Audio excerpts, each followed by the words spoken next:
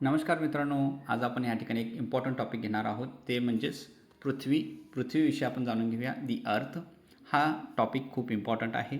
TET, CET आणि त्याचबरोबर NNMS scholarship परीक्षेसाठी सुद्धा या टॉपिकमधील प्रश्न हमखास येत असतात. हा व्हिडिओ शेवटपर्यंत पहा आणि जर काही तुमचे डाऊट्स असेल तर कमेंट बॉक्समध्ये कमेंट करायला विसरू नका. तर या ठिकाणी चला, तुम्ही ह्या ठिकाणी स्क्रीनशॉट पण घेऊन तुम्ही अभ्यास करू शकता. या ठिकाणी स्क्रीनशॉट घ्या, त्यानंतर समजून घेऊया. तर या ठिकाणी काय दिलेलं आहे पहा. पृथ्वीचे आकार किंवा आकाराचे महत्त्व काय आहे, कशा प्रकारे दिलेलं आहे. तर या ठिकाणी एक विषुवृत्ताजवळ फुगीर दिलेला आहे. विषुवृत्ताजवळ फुगीर म्हणजे विषुवृत्त कुठला भाग आहे, तर पृथ्वीचा हा मध्य भाग आहे. याला विषुवृत्त असं म्हणतो. ध्रुवाजवळ चपटी आहे. ध्रुवाजवळ म्हणजे काय, ध्रुव कोणते आहेत, हे उत्तर ध्रुव आणि खालचा भाग म्हणजे दक्षिण ध्रुव. या ठिकाणी थोडीशी चपटी आहे. हे कशावरून आहे ते आपण थोडंसं पुढे चालून समजून घेऊया. त्याचबरोबर ह्या पृथ्वीला काय म्हणतात, गोलाकार म्हणतात. कशावरून, कारण हा साधारण पूर्ण एक वर्तुळासारखा भाग दिसून येतो. हे जिवाईड आकारामध्ये दिसून येते, म्हणून हिला पृथ्वीला गोलाकार असं म्हटलं जातं.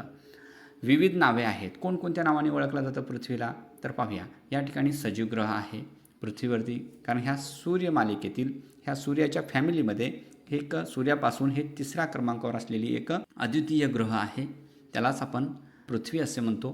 तर याच पृथ्वीला आपण जलग्रहसुद्धा म्हणतो. आपण नीलग्रह आणि मनुष्यग्रह, वसुंधरा अशा विविध नावाने ह्या पृथ्वीला ओळखले जाते.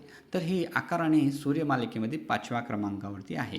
पहिल्या क्रमांकावरती कोणता ग्रह आहे, ते म्हणजेच गुरुग्रह आहे आणि सर्वात लहान आहे ते म्हणजे बुध ग्रह आहे. त्यानंतर हे लक्षात घेणं आवश्यक आहे. ह्या बुध ग्रहानंतर शुक्र आहे, पृथ्वी आहे, गुरु आहे, शनी, युरेनस, नेपच्यून आणि प्लुटो असा होता. तो प्लुटो कक्षेच्या बाहेर निघून गेलेला आहे. तर अशा प्रकारे या सूर्यमालिकेमध्ये 8 ग्रह आहेत.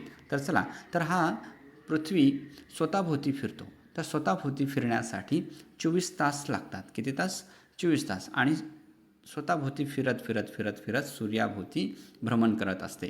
तिला 365 दिवस लागतात. एक फेरा पूर्ण करण्यासाठी सूर्याभोवती किती दिवस लागतात, 365 दिवस. आणि 4 वर्षानंतर एकदा एक दिवस वाढतो, म्हणजेच 366 दिवस होत असतात. त्या वर्षी आपण लीप वर्ष असं म्हणतो. चला, तर ह्या सूर्याच्या केंद्रामुळे किंवा लोहमंडलामुळे पृथ्वी सूर्याभोवती फिरत असते. चला, पृथ्वीचे क्षेत्र किती आहे, तर पृथ्वीचं सुमारे 510 मिली स्क्वेअर किलोमीटर इतका क्षेत्र आहे चौरस ह्याच्यामध्ये स्क्वेअरमध्ये. त्याचबरोबर त्यापैकी 361 मिली स्क्वेअर काय आहे, तर ते 70.78% भाग पाण्याने व्यापलेला आहे. पृथ्वी किती टक्क्यामध्ये व्यापलेली आहे पाण्यामध्ये, 70.80%, म्हणजेच 71% असं आपण म्हणतो. यानंतर 49 मिली स्क्वेअर किलोमीटर म्हणजेच 29.22% इतका भाग जमिनीने व्यापलेला आहे. कशाने, जमिनीने. म्हणून जमीन ही किती टक्के आहे, 29% आहे. 29.22% आहे, म्हणजे साधारण 29% जमीन आणि 71% पाणी आपण ओळखू शकतो. चला, नेक्स्ट पॉईंट समजून घेऊया या ठिकाणी. तर तुम्हाला समजत असेल तर लाईक करा व्हिडिओला. चला पटकन पृथ्वीचा पुढचा पॉईंट घेऊया आपण. या ठिकाणी पृथ्वीचा आकार पाहूया. तर हे जिवाईड आकार कशा प्रकारे आहे, कारण या ठिकाणी विषुवृत्तीय परिघ पाहूया आणि ध्रुवीय परिघ पाहूया. तर विषुवृत्तीय परिघ किती आहे, 40,076 किलोमीटर आहे.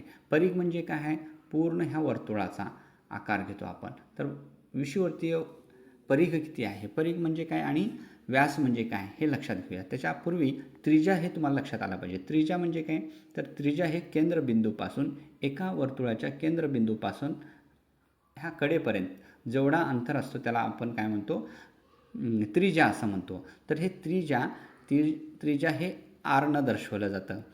वर्तुळाच्या कडेवरून पूर्ण ह्या केंद्रापर्यंत जी त्रिज्या आहे, तर त्याच पद्धतीने आणखीन पुढे गेल्यानंतर ह्याला आपण व्यास असं म्हणतो. तर हे व्यास आहे आणि हे डी आहे, म्हणजेच डायमीटर आहे. डायमीटर किती असतो, तर ते पूर्ण त्रिज्येच्या डबल असतो, म्हणून त्याला 2r असं म्हटलं जातं. आणि परिघ म्हणजे काय आहे, पूर्ण जेवढा वर्तुळ आहे तेवढा असतो. म्हणजेच व्यासाच्या 3.14 म्हणजे व्यासाची किंमत आपल्याला परिघाची किंमत किती असते म्हणजे 3.14 असतं. म्हणजे 2π हे परिघचं कशामध्ये दर्शवलं जातं, पाईमध्ये दर्शवलं जातं. म्हणजेच 2πr या पद्धतीने काढली जाते. पाईची किंमत किती असते, 3.14 असतं. तर 2r म्हणजेच काय आहे, व्यास आहे आणि आरची किंमत किती असते, हे व्यासाच्या अर्धी असते, 1/2 असते. तर या उदाहरणानुसार तुम्ही समजून घेऊ शकता. चला, यामध्ये जर अंतर पाहिलं तर ह्याच्यामध्ये किती आहे, 68 किलोमीटरचा फरक आहे. त्यानंतर विषुववर्तीय व्यास किती आहे आणि ध्रुवीय व्यास. तर व्यास म्हणजे काय आहे, हा भाग आतून, तर याच्यामध्ये 12,756 किलोमीटर आहे आणि ध्रुवीय व्यास किती आहे, 12,714 आहे. म्हणजेच विषुववर्तीय व्यास म्हणजे हा भाग 12,756 किलोमीटर आणि ध्रुवीय व्यास म्हणजे उत्तर ध्रुव ते दक्षिण ध्रुव यामध्ये कितीचा फरक आहे, ते म्हणजे 42 किलोमीटरचा फरक आहे. हे लक्षात घ्या. पुढे चला, तर ह्या पृथ्वीवरती खंड आहेत. तर जो भूभागाचा जो काही मोठा तुकडा असतो त्याला आपण खंड असं म्हटलं जातं. आणि यावरती 7 खंड आहेत. कोणकोणते आहेत, आशिया, उत्तर अमेरिका, दक्षिण अमेरिका, आफ्रिका, युरोप, अंटार्क्टिका आणि ऑस्ट्रेलिया. यामध्ये सर्वात मोठा आहे ते आशिया खंड आणि सर्वात लहान आहे ते ऑस्ट्रेलिया खंड. आणि त्याचबरोबर अंटार्क्टिक खंडाला शुभ्र किंवा श्वेत खंडसुद्धा असं म्हटलं जातं, कारण म्हणजे ह्या ठिकाणी फक्त बर्फच आहे, मानव रहित आहे. तर चला, यानंतर आपण लक्षात घेऊया महासागर. महासागर म्हणजे काय आहे, ह्या दोन खंडांच्या मध्ये जो काही पाण्याचा साठा असतो त्याला आपण महासागर असं म्हटलं जातं. तर हे महासागर फार मोठे आहेत खंडांच्या मध्ये, लक्षात घ्या. तर या ठिकाणी पॅसिफिक महासागर आहे. सर्वात मोठं महासागर कोणतं आहे, पॅसिफिक महासागर आहे आणि हे सर्वात खोल पण आहे. अटलांटिक महासागर आहे. तर हे या ठिकाणी लक्षात येतं आपल्याला. ह्या ठिकाणी हा जो भाग आहे अटलांटिक महासागर आहे. हिंद महासागर कुठं आहे, हे भारताच्या खालच्या बाजूला हिंद महासागर आहे, त्यालाच आपण हिंदी महासागर असं सुद्धा म्हणतो. आर्कटिक महासागर आहे, हे सर्वात लहान आहे आणि हे वरच्या भागात आहे. यानंतर पाहूया पुढचा पॉईंट, उत्तर गोलार्ध आणि दक्षिण गोलार्ध. हे काय आहे, तर उत्तर गोलार्ध म्हणजे काय, ह्या विषुववृत्ताच्या वरच्या बाजूला काय म्हणायचं आहे, उत्तर गोलार्ध. तर ह्या उत्तर गोलार्धामध्ये जे काही जमिनीचा जो काही भूभाग जास्त आहे यामुळे त्याला आपण काय म्हणतो, भूगोलार्ध म्हणतो. उत्तर गोलार्धाला काय म्हणतो आपण, भूगोलार्ध असं म्हणतो. का, कारण या ठिकाणी जर पाहिलं ह्या अर्धवर्तुळामध्येच, ह्या भूभागामध्येच जर पाहिलं वरच्या भागामध्ये, तर इथं 60% जमीन आहे आणि 40% पाणी आहे. म्हणून यालाच आपण काय म्हणतो, भूगोलार्ध असं म्हणतो. कोणत्या गोलार्धाला भूगोलार्ध असं म्हणतो आपण, उत्तर गोलार्धाला. तर दक्षिण गोलार्धाला काय म्हणतात, तर दक्षिण गोलार्धाला जलगोलार्ध असे म्हणतात. काय म्हणतात आपण, जलगोलार्ध. तर जलगोलार्ध का म्हणतात, तर ह्या ठिकाणी खालच्या बाजूमध्ये 81% पाणी आहे आणि 19% फक्त जमीन आहे. त्यामुळे पाण्याचं प्रमाण जास्त आहे, त्यामुळे त्याला आपण काय म्हणतो, जलगोलार्ध असं म्हणतो. चला, पुढचा पॉईंट आपण समजून घेऊया. या ठिकाणी पहा, अक्षांश आणि रेखांश. अक्षांश कशाला म्हणतात, तर ह्या पृथ्वीवरील जे काही आडव्या रेषा आहेत या आडव्या रेषांना अक्षांश असे म्हणतात. कसे, विषुववृत्ताला समांतर काढलेल्या काल्पनिक रेषा असतात. विषुववृत्त कुठे आहे, ही 0 आहे आडवी रेषा, ही सर्वात मोठी अक्षांश आहे, हे लक्षात ठेवा. आणि या जे समांतर काढलेल्या काल्पनिक अंशात्मक रेषा म्हणजेच अक्षांश, आणि हे पूर्वेकडून पश्चिमेकडे जातात. कुठे जातात, पूर्वेकडून पश्चिमेकडे जातात. हे पृथ्वीवरती काढलेले आडव्या रेषा आहेत. तर या ठिकाणी रेखांश लक्षात घेऊया. रेखांश कशाला म्हणतात, विषुववृत्ताला काटकोनात छेदणाऱ्या, विषुववृत्त कोणती आहे, आत्ताच आपण पाहिलं आहे 0, आणि त्या रेषेला काटकोनामध्ये छेदणारे आहेत. कोणकोणते, हे उत्तरेकडून दक्षिणेकडे काढणाऱ्या, हे उत्तरेकडून दक्षिणेकडे, उत्तरेकडून दक्षिणेकडे, हे अर्धवर्तुळ आहेत. तर हे अर्धवर्तुळ जे उत्तर ते दक्षिण ध्रुवांना जोडणाऱ्या जे काल्पनिक रेषा आहेत त्या रेषांना काय म्हणतो आपण, रेखांश असे म्हणतो आपण. या ठिकाणी पाहू शकता फक्त पूर्ण उभ्या रेषा आहेत. तर यामध्ये किती आहे, तर 360 रेखांश आहेत. किती आहेत, 360 रेखांश आहेत. आणि अक्षांश किती आहेत, 181 आहेत. ते कसे? तर ह्या 0 रेखावर्तापासून जर वरच्या बाजूला जर केलो तर 90 आहेत आणि खालच्या बाजूला 90 आणि मधली एक आहे ती म्हणजेच 81. तर अशा प्रकारे 181 अक्षांश आहेत, हे लक्षात ठेवा. यानंतर आपण पाहूया ही 0 रेखावृत्त जी आहे तिलाच आपण GMT म्हणतो. GMT म्हणजेच ग्रीनविच मीन टाईम, म्हणजे ग्रीनिच प्रमाणवेळ म्हणतो आपण. तर ही 0 रेखांश मांडली जाते. तर ही कुठून आलेली आहे? तर इंग्लंडमधील ग्रीनिच शहराजवळून आलेली आहे. यालाच रेखावर्त किंवा मूळ रेखावर्त असं म्हणतो किंवा ग्रीनिच प्रमाणवेळसुद्धा असं म्हटलं जातं. तर ही उभी रेषा आहे. यानंतर पाहूया पृथ्वीवरील प्रमुख अक्षवर्त कोणकोणते आहेत. तर ह्या ठिकाणी प्रमुख जर पाहिलं तर यापैकी कुठलाही एक विचारला जाऊ शकतो. फार इम्पॉर्टंट पॉईंट आहे, हे लक्षात ठेवा. हे 0 अक्षवृत्त यालाच दुसऱ्या नावाने ओळखतात, विषुववृत्त, आणखीन भूमध्यवृत्त, बृहद वर्तुळ अशा प्रकारे ओळखला जातो. हे कुठे आहे? तर हे आहे बघा, लक्षात घ्या. हे पूर्वेकडून पश्चिमेकडे आलेली 0 अक्षवृत्त आहे. त्याच पद्धतीने बघा 23.5 उत्तर अक्षांश किंवा कर्कवृत्त म्हणलेलं आहे, ती कुठे आहे? इथे आहे. तर हीच अक्षवृत्त भारताच्या मध्यातून आलेली आहे. भारताच्या मध्यातून आडवी रेषा आहे ती म्हणजेच कर्कवृत्त, हे लक्षात ठेवा. त्यानंतर आहे पहा 23.5 दक्षिण अक्षांश, त्यालाच मकरवृत्त असं म्हणतो. मकरवृत्त कुठं आहे? तर ही आहे. ही मध्ये विषुववृत्त आहे आणि त्याच्या खालती दक्षिणेला 23.5 वरती असलेली मकरवृत्त आहे. आता पुढचा पॉईंट पहा 66 उत्तर अक्षांश म्हणजेच आर्कटिक वृत्त आहे. आर्कटिक वृत्त कुठे आहे? इथं आहे. 66 दक्षिण अक्षांश अंटार्क्टिक वृत्त कुठे आहे?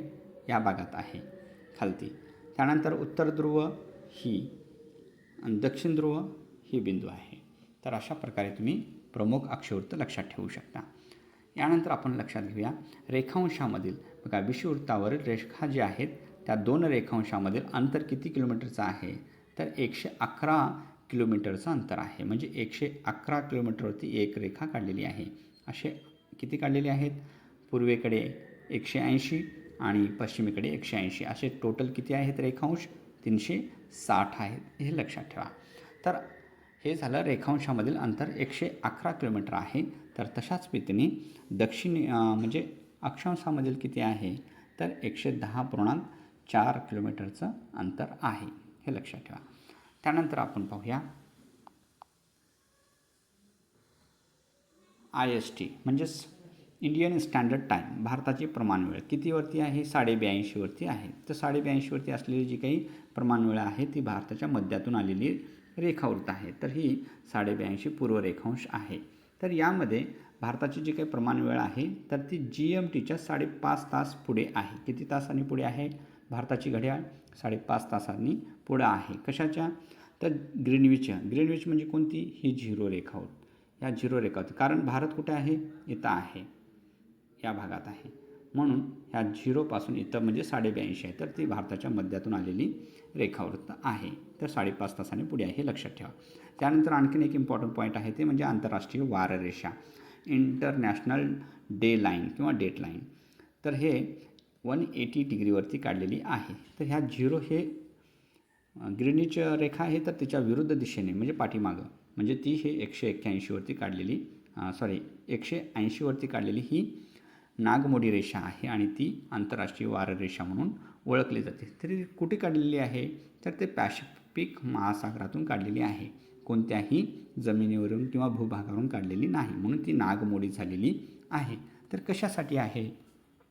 तर एक विशेष डे आणि डेट तारीख समजून घेण्यासाठी आहे. तर या ठिकाणी पहा, एखादी व्यक्ती किंवा जहाज आंतरराष्ट्रीय वाररेषा ओलांडून पूर्वेकडून पश्चिमेकडे जात असेल तर तिला 1 दिवस गमवावा लागतो. पूर्वेकडून म्हणजे हा भाग आहे पूर्व आहे, हा भाग काय झाला? पश्चिम झाला. पूर्वेकडून पश्चिमेकडे जर जायचं असेल तर या ठिकाणी मंडे आहे समजा, तर या ठिकाणी काय असणार आहे? संडे आहे. तर संडेच्या अगोदरच मंडेमध्ये जाऊन तो पोहोचणार, म्हणजे ऑलरेडी ते संडे पूर्ण न होताही डायरेक्टली हे इथल्या इथंच क्रॉस केल्यामुळे त्याला मंडे येतो, म्हणून ही 1 दिवस तो गमावला ऑलरेडी. त्यानंतर पुढचा पॉईंट पहा, एक व्यक्ती किंवा जहाज पश्चिमेकडून पूर्वेकडे जाताना ही पश्चिम दिशा आणि ही पूर्व दिशा. तर पश्चिमेकडून पूर्वेकडे जाताना आंतरराष्ट्रीय वाररेषा ओलांडत असेल तर तिला 1 दिवस अधिक मिळतो. अधिक कसा मिळतो? कारण या ठिकाणी मंडे आहे ऑलरेडी आणि ह्या ठिकाणी जर गेला तर त्याला संडेच मिळणार, म्हणजे पूर्ण आणखीन 1 दिवस त्याला मंडे येण्यासाठी लागणार, म्हणून त्याला अधिक 1 दिवस लागतो, म्हणून प्लस होतो. तो जहाज हे ते जात असताना त्यांनी आपल्या घड्याळीमध्ये टाईम चेंज करत असतात. तर हा व्हिडिओ तुम्हाला समजला असेल, तर हा व्हिडिओ तुम्हाला आवडला असेल तर लाईक करा. काही कमेंट असतील तर, डाऊट्स असेल तर कमेंट बॉक्समध्ये कमेंट करा. लाईक करा, शेअर करा आणि नवीन असाल तर या चॅनलला सबस्क्राईब करायला विसरू नका.